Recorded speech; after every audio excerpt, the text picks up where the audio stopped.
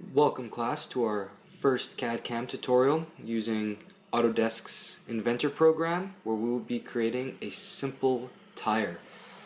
This tutorial will demonstrate how to begin an inventor model or part, draw, array, and edit a sketch, extrude a sketch, revolve a sketch, incorporate a machine hole into a model, and fill it your final model. Your next steps while watching this tutorial are to follow the procedures demonstrated and replicate the tire drawn. Once this is completed, you will begin designing and modeling your own unique tire for the final dragster assembly that will be completed throughout this course. So when we open up Inventor, we're going to be brought to a screen that looks like this. We're going to want to click here, New Part. This is where we can start designing our 3D tire. And as you can see, our screen's left blank. So we're going to go over to our Viewmaster and turn on the visibility of all our planes. The YZ plane, the XZ plane, the XY plane, and go down and turn on our axes as well. We want to be able to see them. It's going to look like this. It's going to look 3D. It's going to fill up our screen because when we can see them, we can use them. Next, we're going to go to Sketch. We're going to pick the XY plane, and this is going to make our tire stand up, as most tires are usually on a vehicle standing up. So we're going to go down to our Circle tool. Click it. We're going to hover over the planes where they intersect until we get a green dot. That means we've locked on to the 0 origin. Next, let's drag this circle to approximately 0.7 inches. We're going to finish Sketch. Now, we're going to move over to our Orbit tool on the right here, and as we spin, we can notice, or we'll notice, that the circle is locked onto that XY plane. We're going to go down to Extrude, and this is what's going to give it the 3D look we're looking for in a model. Under distance, we're going to type in 0.75 inches. That's the width of the tire we want. And down here we can select where the extrude is going to be positioned along that XY plane. So you can see here, it can be in front of the plane, behind the plane, or split between. It's always easier to work with the object split halfway between the 0 origin, so we're going to split it like we have now. So if we open up our sketch menu and double click our circle from before, we can actually go back and edit it using this quick dimension tool. Just by simply clicking the circle, and we can type in an exact dimension of what we want our tire to be. So we're going to go with 1.5 inches because that's the diameter of aluminum stock we have to work with. We're going to go back, finish sketch, and look at how our model automatically updates itself. And we're left with something that looks like an actual tire. Next, we're going to go to the View menu, and under that we're going to go to Section View and select Half Section View. And we're going to go and select the YZ plane. It's going to chop our tire in half and looks like this. Next, we're going to go back to Sketch, start a sketch, and select that YZ plane again. We're now going to go to the Line tool, hover over until we get that green dot there. I'm going to come up here, and what I didn't tell you before is when it's highlighted blue like that, we can type in an actual dimension, and we're going to go with 0.5 inches. And over here, let's go with 0.1 inches. Next, we're going to take our cursor and hover over that 0 origin again, where all the planes intersect. We're going to drag it across and go to where we began our line. We're going to go to Finish Sketch. Now we're left with something we can extrude because it's all closed off. But instead of using extrude, we're going to use a new tool called revolve. Now when we select that, it's automatically going to select the sketch we have last drawn. Now unlike extrude, revolve requires us to select an axis that our revolve can rotate around. So we're going to select the axis of our straight line going down, and we're going to use the cut function. This means that our sketch will cut through the existing material wherever it intersects. If we revolve, we can see what has been removed, and to give us kind of that full tire look, we're going to go back and end section view.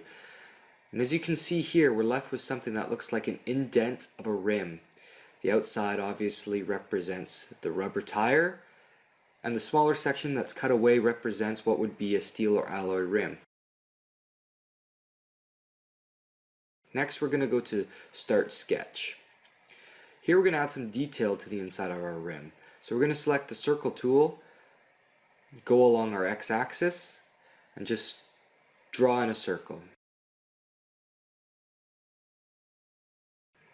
We're going to go back to our handy friend, the dimensioning tool, click on that circle, and we're going to type in a diameter of 0.25 inches or 1/4 inch. See how it shifts it over here?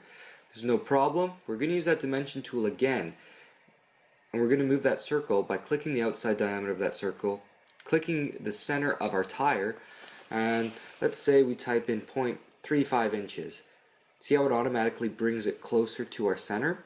Now if we want to change that, because that's awfully close to the outside, we can type in a smaller dimension. Let's go with 0.325. I'm happy with that. And now we're going to use a tool called circular array. We're going to select our circle, and using that axis we had turned on from before, see how it's playing in now? We're going to select the center of our tire. We're going to go back and select the actual axes, and this is where the circular array is going to rotate around. And as you can see, it places 6 different circles evenly placed apart, but I think 6 is a little too much, so we're going to bring it down to 5. Notice when I type in 200, it actually only does 200 degrees of a circle. We don't want that though. We're going to go with 360, so it's a complete circle with even divisions. Does it all for us.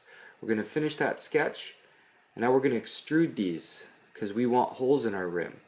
But notice when I click these 5 circles, it wants to extrude outwards.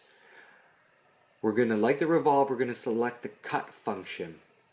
Notice under extents, under the drop down menu, it's selected to distance right now, and at the distance 0.75 it's set to is actually cutting through the tire. But if we weren't paying attention and it was, let's say, selected to 0.25, it doesn't actually make it through the tire. So to remove all kinds of thinking, we're going to always, under extents, select all. This will make sure that those holes are cut through no matter what the thickness is if we decide to change it later.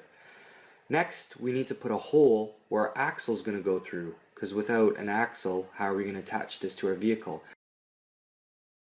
So we're going to go to Start Sketch again, select the front face of that tire, and we're going to use a tool called Point. All we're going to do is hover over the center of our circle, wait till the cursor turns green, and drop it. Finish the sketch. Now, next to the fillet, we're going to select the Hole tool. Click on that, and as you can see, it automatically selects that last point we drew. But 0.25 is a little big of a hole for our axle because the material we have for our axle is only 0.125 inches in diameter. Now, the reason we selected hole is because if we wanted to, with a different axle, we could change the shape of the hole, and it automatically does that for us. So we're left with something that looks like an actual tire. But just for clarity's sake, we're going to go in and we're going to turn off all the visibility of all our planes and our axes. This is so we're left with just the tire model itself on our screen, so we can go around, inspect it, nothing's interfering. And from this I can see, hey, why do we have square corners here? We should round these up. So we're going to select the fillet tool. When you go through and do your tire later, you can do this to whatever surfaces you want, but for this tutorial we're just going to select those outside surfaces.